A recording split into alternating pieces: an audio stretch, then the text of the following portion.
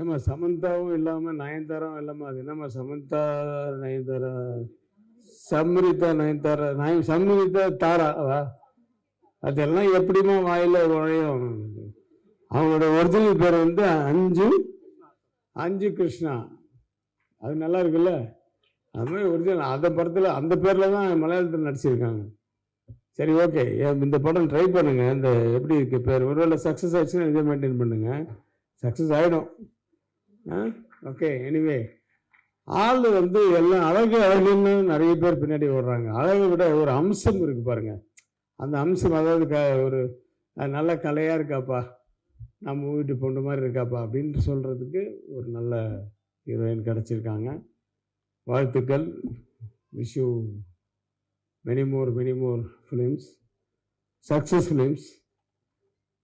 அப்புறம் எனக்கு வந்து அப்படியே எனக்கு பழைய ஞாபகங்கள் வருது. எனக்கு இந்த பக்கம் வந்து தேனப்பன், இந்த பக்கத்தில் வந்து கனல் கண்ணன், இந்த பக்கம் வந்து சௌந்தர்யன் பையன் தான் மியூசிக்கு, இன்றைய கதாநாயகன்.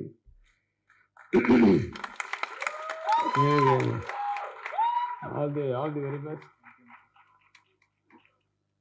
பேசுகிறவனை பற்றி நீ உட்காந்துருக்கு.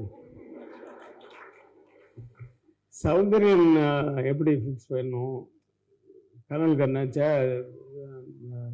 தேனப்பன், இவங்கெல்லாம் வந்து சேரன் பாண்டியன்றது தான் என்னுடைய 2வது படம்.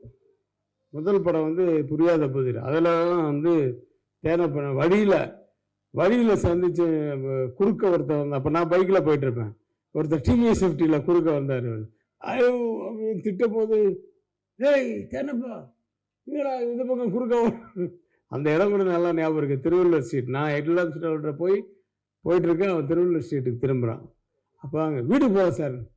4 மணிக்கு இந்த எல்எம்என் கோயில் இருக்குல்ல, பக்கத்து பில்டிங்கு, சூப்பர் குட் ஃபிலிம்ஸ், அங்கே வா அப்படின்னா 4 மணிக்கு வந்தோன்னே.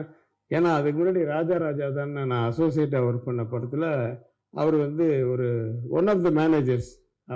அவர் ட்ரெயின்